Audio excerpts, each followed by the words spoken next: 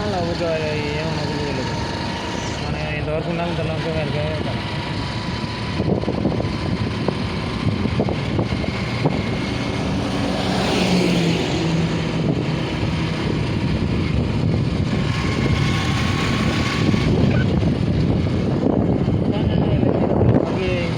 చేయడం 10వ తారీఖు ఇస్తానండి. ఇంతవరకు ఇప్పుడు 27వ తారీఖు వచ్చా. 10వ తారీఖు ఇస్తానండి. 15 రోజులు దాటితే ఇంతవరకు డబ్బులు ఇవ్వలే. అదే ఇది మామూలు 20 ఇవ్వాలా. అండ్ వడ్డీ అన్నీ లెక్కేసి 30,000 అయింది. ఎవరిసారి ఇప్పుడు డబ్బులు సంవత్సరం పొద్దాయా ₹2 వడ్డీ లెక్క ₹2 వడ్డీ లెక్క తెచ్చిన. ఇప్పుడు 15 సంవత్సరం అదే 30,000 అయింది. అది ఎవరు కట్టాడు? 30,000 అయింది. అది ఎవరు కట్టాడు?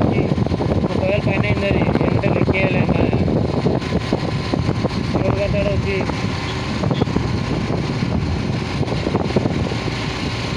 ఏనే తిరుగుతా అయితే ఇంకా నాకే చెప్పి ఆఖరికి వచ్చేసింది. ఇంకా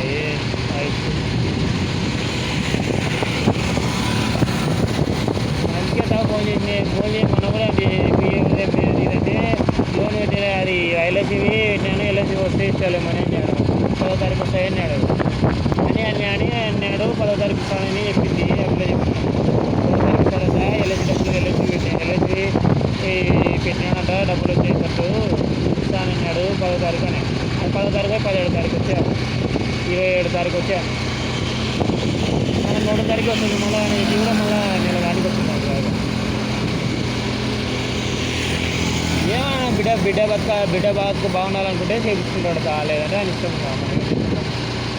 బిడ్డ అందరిలో బాగుండాలనుకుంటే చేయించుకుంటాడు. లేదంటే ఆయన ఇష్టం. నా డబ్బులు అయితే చాలు. ఇంకా బంగారు కదా ఇంకా ఏమో ఆయన ఇష్టం. ఉందా మనం ఇంకా అడిగే మనం చిక్కుకోవాలని చెప్తున్నాడు. అందుకే మంది కూడా ట్రైన్ డైరెక్ట్ వాళ్ళ ఆయన పెట్టుకోలే. మేమేం చేయాలని చెప్తాం. మంది ముందర కాలు పోతుంటుంది వాళ్ళ ఆయనకి. మంది మేమేం చేస్తాం? ఇంకా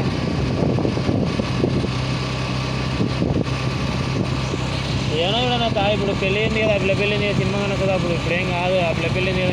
ఇంకో పిల్ల ఉంది కదా. అప్పుడు